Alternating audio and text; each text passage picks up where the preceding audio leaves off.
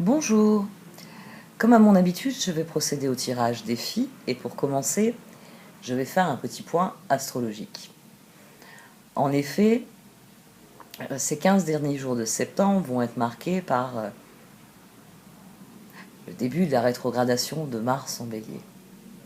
C'est une rétrogradation qui va durer jusqu'en novembre, donc on va s'y habituer, promis, on va s'y habituer dans une certaine mesure. Tout le mois d'octobre, on va y avoir droit. Mars, la rétrogradation de Mars est très particulière. Elle est très particulière parce que Mars va donc être en Bélier, le premier signe du zodiaque, et il est donc opposé à la Balance, où le Soleil va se trouver pendant un mois. Le Soleil va donc rayonner sur la maison de la Balance, mais il va forcément porter son regard vers l'autre signe, celui qui se trouve en face de lui, en opposition. Et qui plus est, Vénus, Mercure, vont venir mettre leur regard par-dessus l'épaule du Soleil et regarder eux aussi en direction de Mars. Mais Mars ne va pas beaucoup se préoccuper finalement de ses opposants. Mars est très occupé avec ce qui se passe dans le stellium qui se trouve en Capricorne. Mars, il veut savoir. Il veut savoir où Saturne veut en venir. Il veut savoir quelles sont les ambitions de Jupiter. Et il se demande pendant combien de temps Pluton va-t-il encore mettre la pagaille dans tout cela.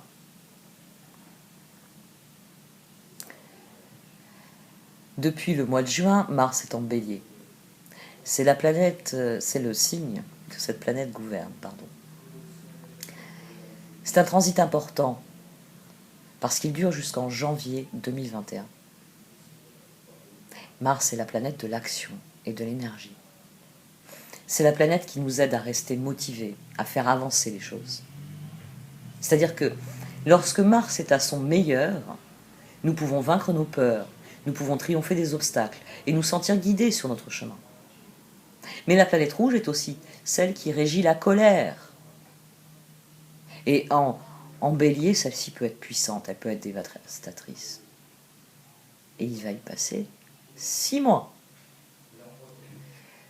C'est réellement l'énergie déjà qui a marqué toute l'année, puisque Mars a déclenché tous les phénomènes astrologiques depuis le début de l'année par les carrés qu'il a formés.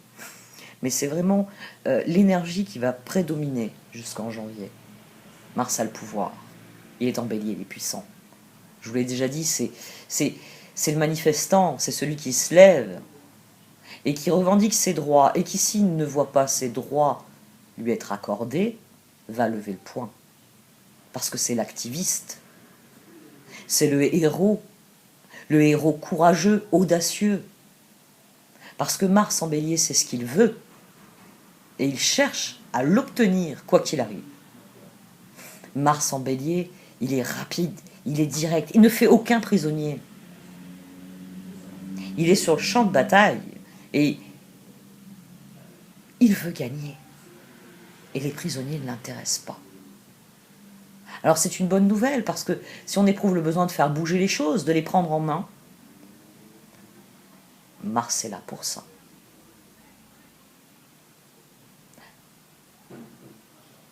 En rétrogradant, Mars nous donne l'opportunité de plonger au cœur du problème, pas au cœur du problème, au cœur de la situation, pour voir quel barrage nous devons éliminer pour pouvoir avancer, pour pouvoir gravir la montagne de notre destin. Traditionnellement, lors de sa rétrogradation, c'est le moment de battre en retraite et de retravailler sa stratégie, de rassembler ses troupes pour qu'elles reprennent des forces afin de se tenir prêts à repartir à l'attaque lorsque Mars décidera que c'est le bon moment pour être de nouveau direct. Il y a vraiment une chose pour lesquelles les rétrogrades sont les meilleurs. Refaire, réviser, revisiter, rénover, repenser, reconsidérer, reprendre les choses, les reprendre depuis le début, afin de voir quelle est la meilleure action pour que les choses évoluent de la meilleure manière. Sur le plan personnel, vous pouvez regarder dans votre thème natal où se situe Mars. Il tourne rétrograde à 28 degrés Bélier. Il va donc remonter depuis le 28 degrés Bélier jusqu'au 15 degrés Bélier, où là il redeviendra direct. C'est là que se trouvent les thèmes, les domaines de la vie qui vont être impactés par cette rétrogradation. Il sera important de bien choisir vos batailles au cours des prochains mois, afin de ne pas perdre votre temps ou votre énergie. Les thèmes de la rétrogradation de Mars ont ceci en commun qu'ils concernent un sentiment d'impuissance, un sentiment de manque de contrôle ou de force. Mars rétrograde, c'est vraiment un moment où vous ne pouvez pas avancer aussi vite que vous le souhaiteriez. Vous devez apprendre la patience, parfois elle est dure. Mais si vous prenez soin de vous, de votre bien-être, si vous prenez soin de vraiment considérer et reconsidérer les choses, c'est un excellent moyen de trouver de nouvelles méthodes pour réaliser ce que vous voulez réaliser. 2020 nous apprend à examiner un peu plus consciemment ce que nous pouvons et ne pouvons pas faire. C'est une année qui exige que nous soyons flexibles dans notre réflexion et dans notre mode d'action. Parce qu'il est temps de trouver une nouvelle façon de faire bouger les choses. C'est un transit, je vous l'ai dit, il est très particulier parce que avec ce T carré qu'il forme, avec les planètes qu'il a en face, le Soleil, Vénus, Mercure, et les planètes surtout, dans le stellium, Mars les dynamite depuis le début de l'année. Donc c'est une période où vous devez rester actif, où vous devez cultiver votre indépendance, même combattre pour vos droits. Mais surtout, il s'agit d'avoir du recul sur la situation pour voir les plans B, les solutions qui se trouvent en réserve et que vous n'avez peut-être pas vu la première fois où vous vous trouviez à l'endroit où vous vous trouvez aujourd'hui. Parce que les énergies de Mars sont de retour. Et là, je parle du moi, je ne parle plus de la planète. C'est une période qui est particulière parce qu'elle nous impacte tout autant individuellement que collectivement. Il y a un échec collectif. Et dans une certaine mesure, il y a aussi un échec individuel. Il s'agit de l'accepter, d'apprendre de nos erreurs et d'arrêter de courir dans la mauvaise direction. Il s'agit de voir la situation pour ce qu'elle est afin de réajuster nos plans, nos projets. Si vous avez de grands projets en cours, si vous êtes en train de préparer quelque chose, concentrez-vous sur vos préparatifs et soyez prêts pour la mi-novembre, parce que Mars sera de nouveau opérationnel. Et là, il vous portera sur les derniers mois, il voudra que vous agissiez. Mars est le souverain naturel, s'il en est du Bélier, parce qu'il a une énergie qui est forte, qui est impulsive, qui est impatiente. Mais avec cette période rétrograde, il vient nous permettre de faire une pause, parce que en bon général, il sait qu'il y a des moments où il faut donner du repos aux troupes. Et il faut reconsidérer tous les derniers mouvements qui ont été effectués au cours des derniers instants, on va dire. Il s'agit d'établir un meilleur plan d'action au lieu de passer à l'action. Parce que un plan d'action, ça aide. Cela permet de canaliser le potentiel de transformation qui existe. Et c'est indispensable en ce moment avec le stellium en Capricorne. Le Capricorne est naturellement gouverné par Saturne, qui fait partie du stellium. Et avec Saturne, vous devez faire les choses de la bonne manière et pour les bonnes raisons. Être imprudent et irréfléchi est un moyen sûr de s'attirer les foudres du grand sage, de l'austère Saturne. Mars l'a bien compris. Et alors, utilisez de la même manière que lui ce ralentissement afin de déterminer quelle est la meilleure marche à suivre. Soyez conscient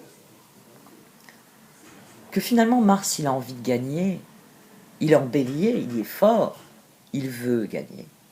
Depuis le mois de janvier, il secoue la situation. Il va demander des comptes aux uns et aux autres. Mais ce qu'il veut, c'est une victoire. Il ne veut pas fournir encore de nouveaux combats et aboutir aux frustrations que nous connaissons. Il sait que le compromis n'est pas forcément une mauvaise chose, mais que, eh bien, pour établir quel va être le meilleur compromis, quel est le meilleur mode d'action, quels sont les endroits où il peut gagner finalement, et les endroits où il va falloir lâcher du lest, il faut qu'il comprenne l'autre. Et c'est ce que nous allons devoir nous aussi accepter pendant cette rétrogradation. Nous allons devoir prendre acte de ce qu'est la situation et de ce qu'elle est réellement. Nous allons devoir affronter la réalité, pas les illusions, pas les mensonges. Non, la réalité pour ce qu'elle est. Il y a des facteurs de complication sur cette rétrogradation. Nous avons un carré antécardinal. Bon, je vous l'ai dit, Mars s'oppose au Soleil, à Mercure, à Vénus en Balance. Mais c'est surtout parce que il est en train de quadriller. C'est un aspect dur, à 3 signes. Il quadrille tout ce stellium du Capricorne que forment Jupiter, Saturne et Pluton. Et ces 3 planètes, elles sont occupées à quoi? Eh bien, elles sont décidées à détruire les structures obsolètes, néfastes, qu'a créé le statu quo dans lequel nous nous trouvons. Une bonne chose sur cette énergie, une bonne raison d'appréhender positivement cette rétrogradation, c'est le fait que Mars est conjoint à la Lune noire en Bélier sur ce transit. Et ça nous aide à nous relever. La Lune noire, Mars, en Bélier. Il s'agit de l'individu. Il s'agit de cet élan qui pousse à se battre, à se défendre, à prendre position, ce qui est une bonne chose. Alors c'est vrai, ça peut conduire à de mauvais choix en termes d'action. Mais Mars rétrograde est là justement pour que vous définissiez un plan d'action qui aille dans le bon sens, dans la bonne direction.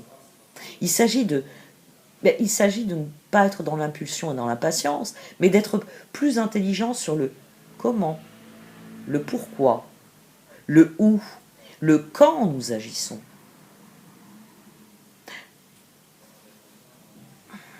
Je m'emballe. Ça m'arrive souvent quand je parle de choses qui m'intéressent. Je crois que j'ai assez détaillé sur Mars en Bélier. Une dernière chose.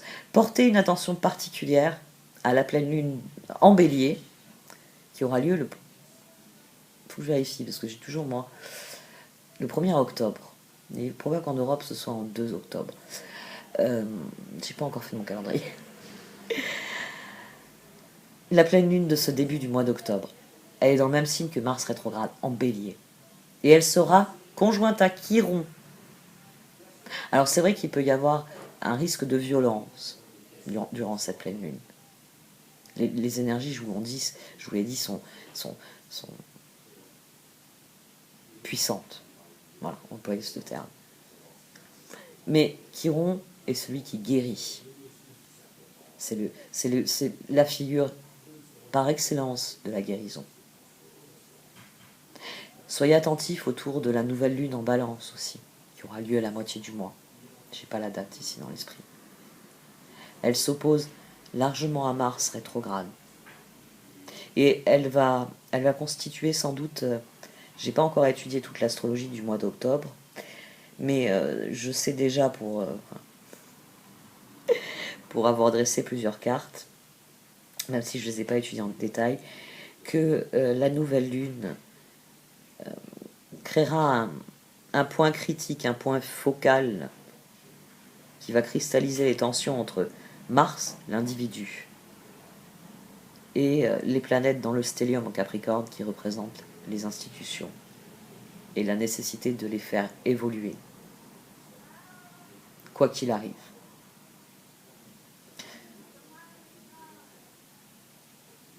C'est une année où individuellement nous n'avons pas beaucoup de pouvoir sur le collectif. Nous avons un pouvoir, mais il est local. Tout est pris en main par... Tout est confisqué, finalement. C'est pas l'individu qui agit, c'est les gouvernements. Et... Bon, je pourrais faire le même jeu de mots qu'il y avait Radio Paris, ment, c'est pendant la Deuxième Guerre mondiale. Le gouvernement ment. Ouais. Pour de bonnes, pour de mauvaises raisons. Ça, on peut en débattre pendant des heures. On peut tout simplement conclure qu'un mensonge n'est jamais bon à prendre. Nous pouvons agir, oui, nous pouvons agir. Nous pouvons descendre dans la rue, nous pouvons agir. Nous pouvons nous faire entendre, nous pouvons nous unir pour nous faire entendre. Sur le point de vue individuel, hors de toute considération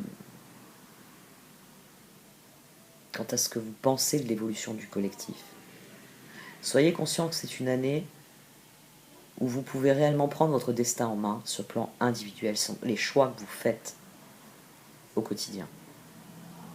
Considérez vos choix attentivement. Si vous voulez obtenir un résultat différent, faites des choix différents. Si vous voulez que les choses évoluent, regardez en direction des évolutions que vous voulez obtenir. Mars vient vous apporter cette bénédiction-là. La possibilité d'établir un plan de bataille, là, pendant les 2 prochains mois, et de le mettre en œuvre à partir de la mi-novembre. Et normalement, quand en janvier il passera en taureau, il viendra pérenniser, ancrer ce qui aura été créé pendant cette période en bélier. C'est un transit crucial.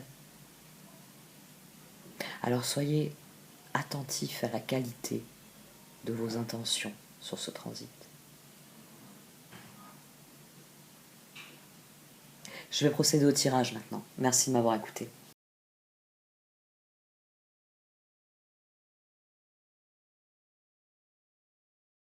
Voici donc le tirage défi de ce mois de septembre pour vous, amis taureaux. Au centre de ce tirage, vous avez la carte talisman.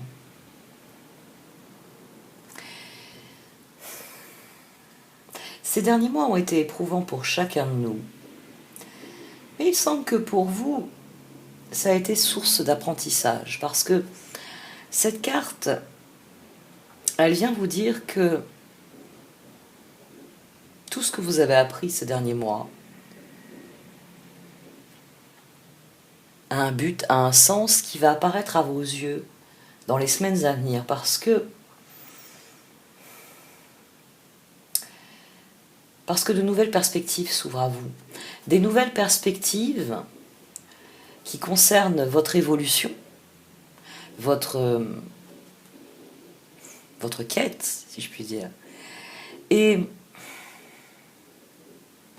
ce qui est bien, c'est que vous partez avec ce tirage en ayant gagné stabilité, perspective d'avenir et sagesse.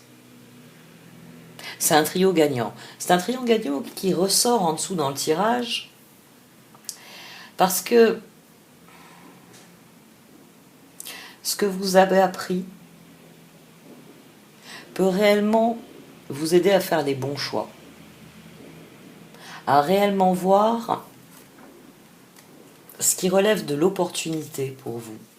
Au-dessus, vous avez Into the Unknown. Les cartes vous encouragent à plonger dans l'inconnu. Parce qu'ici, dans la première carte, même s'il y a la dynamique ici qui sous-entend que à présent que l'équilibre est acquis, que la sagesse prise, vous voilà prêt à repartir dans de nouvelles aventures. Mais cette carte au-dessus, elle vient de dire que c'est nécessaire, c'est urgent et que c'est une bonne chose. Dans les deux cartes, on a un personnage qui est à la veille d'une transformation, qui est à la veille de quelque chose de nouveau. Dans les deux cartes, il y a, vous savez, un petit livret toujours avec les cartes d'oracle. Bon, là, il est entièrement en anglais. C'est pour ça que, quand il est en français, il m'arrive d'en lire des passages, pour que vous ayez accès à vraiment toutes les informations. Mais ici, dans ces deux cartes, ce qui est exalté dans le livret, c'est le fait que vous êtes la bonne personne, vous êtes au bon endroit, et que tout ce que vous avez à faire, c'est continuer dans ce que vous estimez être la bonne direction. Et que tout va bien se passer. Oui, c'est une plongée dans l'inconnu dans ces deux cartes. Vous quittez un état d'équilibre pour avancer sur votre chemin. Vous plongez dans l'inconnu. Vous plongez dans ces nouvelles opportunités que vous voyez au loin. Vous poussez la porte. Et vous entrez dans la pièce pour vivre une nouvelle aventure. Parce que c'est de cela qu'il s'agit pour vous. Il s'agit de vivre une nouvelle aventure. Il s'agit de vous lancer dans cet inconnu en étant conscient de la personne que vous êtes profondément, en étant ancré dans votre réalité. Je suis moi, taureau. Ainsi, ainsi et ainsi. J'ai telle force, j'ai telle faiblesse, j'ai telle ressource, j'ai tel manque. Mais quoi qu'il en soit, j'ai décidé que j'allais avancer. Parce que dans ces deux cartes, même s'il y a l'appréhension, ici on n'a pas encore, le deuxième pied il est plutôt statique, on n'est pas encore dans le... On y va, le premier pas est toujours le plus difficile. Et ici on est suspendu dans le temps juste avant de pousser la porte. On a la clé, hein. On s'est préparé pour ce grand moment. Mais voilà, on est dans cet instant que dans le tarot au Shosen, bien qui a été appelée la vacuité. La carte du pape, vous savez, qui est toute noire, qui représente un tableau noir sur lequel il faut venir avec sa craie dessiner de toutes les couleurs comme le cancre. C'est un très bon tirage parce que c'est une rentrée qui va être sous le signe d'une rétrogradation, sous le signe de changements mais qui sont contraints et forcés, qu'il va falloir reconsidérer encore. Et c'est de reconsidération qu'il est question dans la carte Ghostland, la carte de conseil. Face à cet instant où il va falloir faire appel à la confiance que vous avez en vous-même et en l'univers pour vous lancer, le conseil, c'est d'être en paix avec ce qui se trouve dans les terres perdues. Ghostland, la terre des fantômes. La terre des fantômes, oui, c'est très parlant. Personnellement, cette carte, je la vois comme les terres perdues. Pour ceux qui ont lu Stephen King, vous savez sans doute pourquoi. C'est dans ce lieu hors du temps, hors de tout, que nous reléguons tout ce dont nous ne voulons pas nous occuper. Et le conseil ici, c'est d'apurer cette zone-là. C'est de réellement lâcher prise sur ce qui n'est pas intéressant, afin de ne pas emmener avec soi une cohorte de dossiers qui sont là, qui sont ouverts, qui sont en attente. Comme je l'ai dit dans un des tirages au Shosen, si vous laissez des applications ouvertes sur votre ordinateur ou sur votre tablette ou sur votre téléphone qui est sur batterie, si vous les laissez, elles ne sont pas apparentes à l'écran, mais elles tournent en arrière-fond, vous savez. Et elles vont démolir votre batterie. Et c'est le principe de Ghostland, c'est-à-dire que nous avons une espèce de terre perdue dans notre vie où nous balançons tout ce que nous n'avons pas envie de nous occuper, tout ce dont on n'a pas d'intérêt sur le moment. Nos peurs, nos angoisses, on verra le jour où j'aurai le temps. On verra si un jour je me sens de m'occuper de ça. Ça, c'est ce qu'il va falloir épurer. Il va falloir épurer parce que pour amorcer un changement, pour se sentir aussi léger ici que le personnage, il faut savoir en finir avec les boulets que l'on traîne. Certains boulets sont de l'ordre de la relation. Ça apparaît dans le tarot en dessous, il y a des relations qui sont des boulets, qu'il va falloir remettre à leur place pour qu'elles n'entravent plus votre vie, pour que vous ayez cette sensation-là, cette sensation de libération. Parce que pour les cartes, c'est le résultat que vous obtiendrez. Parce que, eh bien, vous prendrez les rênes et vous irez sur le chemin que vous savez être le vôtre. Parce que vous vous ferez confiance et vous ferez confiance à l'univers pour vous emmener là où vous voulez aller. Et vous serez libéré d'un certain nombre de boulets qui n'ont plus à vous empêcher d'avancer. C'est une excellente carte. Si vous avez peur de l'inconnu, si vous avez peur des décisions qui se posent à vous pour cette seconde moitié du mois de septembre, pour les cartes, dans leur ensemble, hein, les choses s'amélioreront à partir du moment où vous prendrez la décision, à partir du moment où vous vous lancerez. Alors n'ayez pas peur de faire ce qui vous vient à l'esprit. Très franchement. Je sais qu'il y en a certains qui scrutent. Tempérance, le mat, le 9 de pentacle. Vous avez la carte du magicien sur la transformation et la lune, l'ermite. Ça va être une rentrée transformatrice pour beaucoup de gens. Et vous n'allez pas faire exception à la règle, bien au contraire. Bon, allez, j'arrête parce que sinon je vais vous faire le reste du tirage là tout de suite. Parce qu'il est vraiment très très intéressant. À beaucoup de points de vue. Il attise ma curiosité. Les choix. Ouais. Les choix, c'est toujours important. Bon, allez, j'arrête là pour cette partie du tirage. Pour ceux qui le désirent, vous pouvez trouver la suite du tirage, donc les cartes du tarot en dessous, qui m'interpellent là depuis quelques minutes, dans le lien, dans le menu déroulant. Vous avez le lien pour la vidéo sur Vimeo. Merci de m'avoir écouté. Vous pouvez liker, commenter ou partager cette vidéo. Au revoir.